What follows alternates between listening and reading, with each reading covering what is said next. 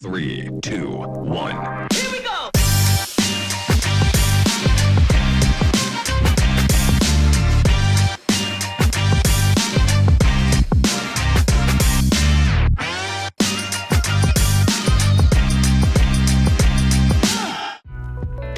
Welcome to Season 2, Episode 3 of Walking the Path with Wakeley. So one of the things that we have here that are usually associated with college campuses are things like the biopond and the path. Yeah, well, we have 92 acres of outside facilities, which one includes the biopond, athletic facilities, mowing. We have artificial turf fields along with many grass fields. So I've got a team of 5 outdoor people who take care of strictly those 92 acres of outside until we all need to jump in, right? If we have a snowstorm, we've got a lot of paths, we've got a lot of parking lots. So at that point we have 12 guys jump on, become a team, and make it happen. You have an assistant, Brad Hamilton, who is an HF grad. Talk about his role. So I couldn't have a better partner than Brad Hamilton, right? They say he's my assistant, he's actually my partner, because our facility doesn't run without Brad Hamilton. I've never met a guy, he came through HF, he loves HF. Our goal is to protect the first impression. When we have somebody come on campus, what are they gonna see? They're gonna see HF, they're gonna see our 92 acres. We want that to be perfect.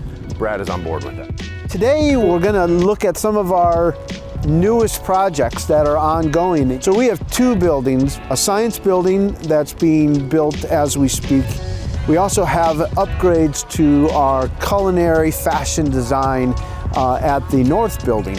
One of your jobs, among many, is to see these projects through.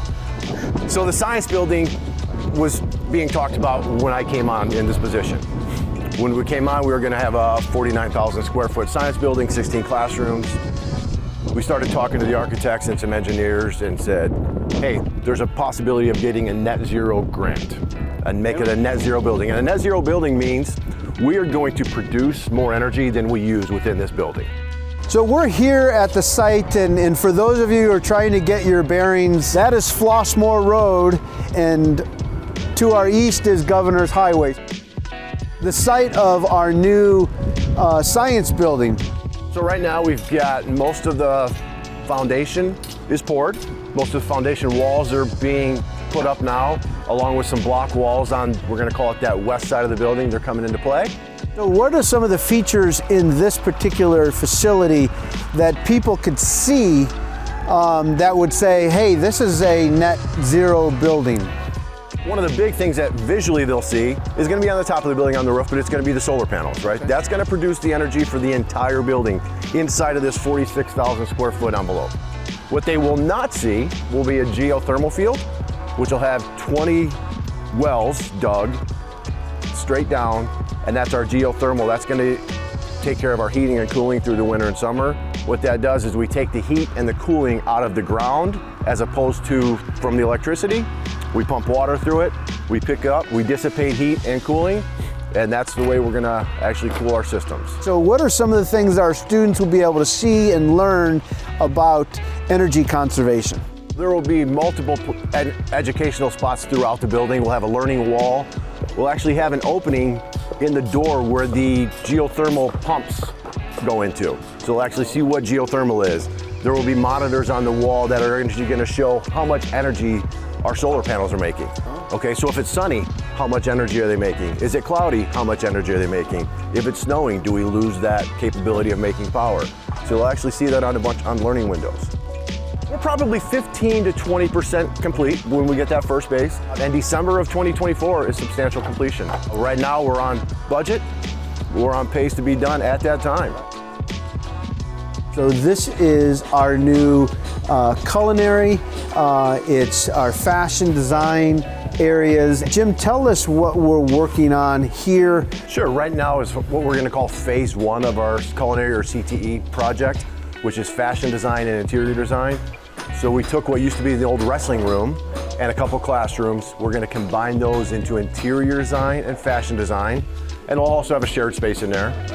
Phase 1, which is approximately 80% done right now, has a substantial completion of November 22nd, which was our big goal. Our big goal was to do these projects in 3 phases without displacing students. Right now, we're actually ahead of ahead of schedule, on budget, and we'll be ready for phase 2, which is going to be our residential kitchen, which is the next step of this project. So what does phase 3 look like? Phase 3 is going to be our commercial kitchen. So right now we've got a residential kitchen. We're going to relocate that. Then we're going to go into a commercial. If you go into a commercial kitchen in a hotel, stainless steel hood, stainless steel equipment, big stuff. What is your role in this profile of the Viking that we've talked about so much?